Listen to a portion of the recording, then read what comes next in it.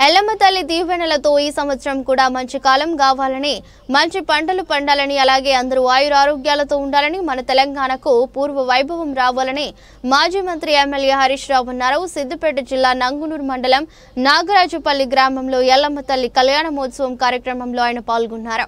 ఈ సందర్భంగా మాట్లాడుతూ యువత సన్మార్గంలో నడవాలని, తల్లిదండ్రులు చెప్పినట్టు వినాలని అన్నారు. యువత ఆన్లైన్ గేమ్లకు దూరంగా ఉండాలని సూచించారు. అందరూ కూడా ఎంతో భక్తి శ్రద్ధలతో ఆ ఎల్లమ్మ తల్లికి మరి బోనాలను సమర్పిస్తూ ఈ కళ్యాణోత్సవంలో ఎంతో భక్తి శ్రద్ధలతో పాల్గొంటా ఉన్నారు. బహుశా రేపు దావతున్నట్టున్నది, అంత తయారవుతున్నట్టున్నది, చప్పులు వినబడుతున్నాయి. సంతోషం. ఏది ఏమైనా కూడా ఆ ఎల్లమ్మ తల్లి దయతోని ఈ సంవత్సరం కూడా మంచి కాలం కావాలి, మంచి పంటలు పండాలి, మీరందరూ ఆయురారోగ్యాలతో ఉండాలి, మళ్ళా మన తెలంగాణకు పూర్వ వైభవం రావాలి. ఏమైంది, మనం ఏదో అవుతుంది అనుకొని నమ్మితే అంత ఆగమైపోయింది. రైతు బంధు పైసలు వస్తలేవు, దవాఖాన పోతే కేసీఆర్ కిట్ బంద్ అయిపోయింది, బతుకమ్మ చీరలు వస్తనే లేవు, తులం బంగారం పత్తనే లేదు, పిల్లలు చదువుకుంటందుకు పోతే కాలేజీలలో ఫీజు రియంబర్స్మెంట్ 2 ఏళ్లకెళ్ళి బంద్ అయిపోయింది. అంతా సగం సగం, అంతా ఆగమాగం ఉన్నది. సగం సగం అయింది, అంతా ఆగమాగం అయిపోయింది సంసారం.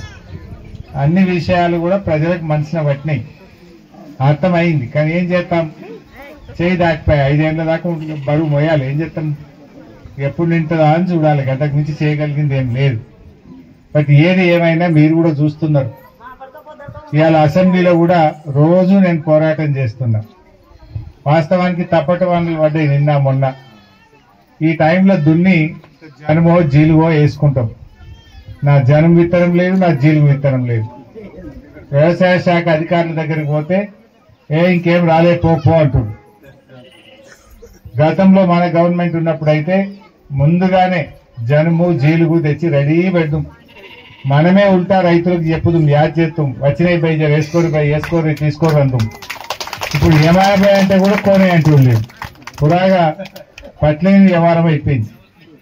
సో బట్ ఏది ఏమైనా కూడా ఇంకా కూడా నేను మీకోసం గట్టిగా ప్రయత్నం చేస్తా. ఏది కూడా ఇన్స్పెక్టర్ మీరు చూస్తున్నారు, అసెంబ్లీలో ఎంత గట్టిగా మాట్లాడుతున్నానో మీరు చూస్తున్నారు.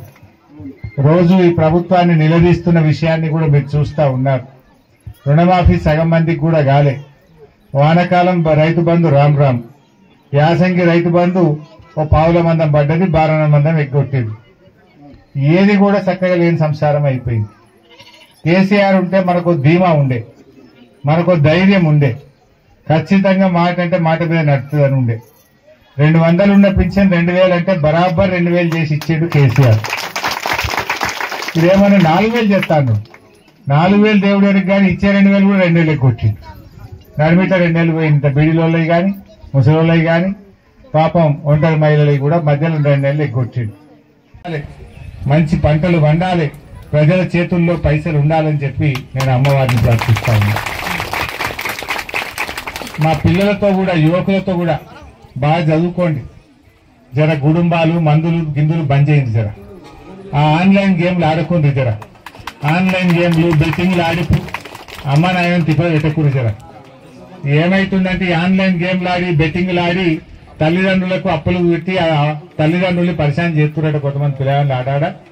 జర పిల్లలారా బాగా చదువుంది, అయితే ఉద్యోగం అన్నా చేయండి, లేదా వ్యవసాయం అన్నా చేయండి, ఉన్నదేదో అవ్వతోని అమ్మతోని నాయనతోని.